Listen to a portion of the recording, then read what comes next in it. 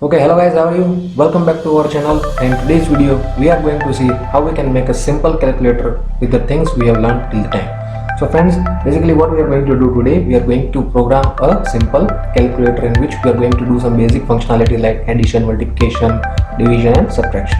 So friends, what will be the learning outcome? The learning outcome after doing this program will be, you will be able to use operators. You will know how we can take input and outputs, and you will be able to learn the new topic which is typecasting. So friends, let's start. So okay guys, let us start how we will be able to make a calculator. So first of all, declaring our header files. Okay friends, now let us start with integer main function. So as we know that for sake of making a calculator, we need to give input to the calculator. So we need to declare two integers. Let it be integer a, which is equal to 20, and let it be integer b, which is initiated with 10. Okay, so we have declared two integers. As you know, for calculator we are going to do only basic four operations, which will be addition, subtraction, multiplication and division. So let us program them. Let it be cout a plus b, let it be equal to. Now as we know that for sake of addition we use addition operator, and the operands which we are using is a and b. So basically we need to print out the output of sum of a and b. So let it be a plus b, and then giving a AND line so that our code look more beautiful. Now similarly we can do it for subtraction, multiplication and division.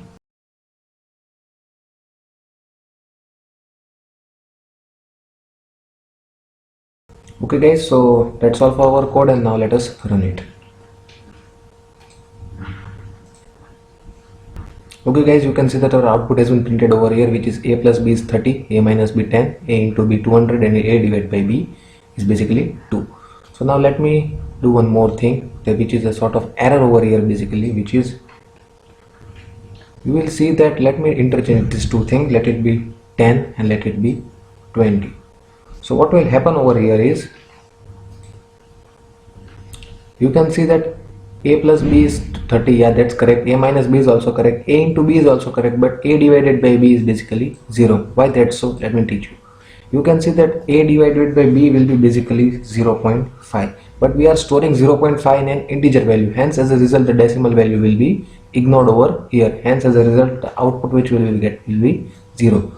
For solving this error, what we can do, you can use typecasting. So the next concept which we are going to teach is basically typecasting. So for typecasting, what we can do, you can write a float over here, due to which your a, friends, one more thing, that it is not a divided by b which is converting into float, but basically a is being converted into a float value. Hence, as a result, let us see what will be our output. So okay guys, you can see that 0.5 has been successfully printed, hence our execution is exactly correct. Now let me teach you one more thing, that as of you know that here the input has been given by us, which is 10 and 20. But what if you need to give input from the user? So let me teach you the significance of sin function.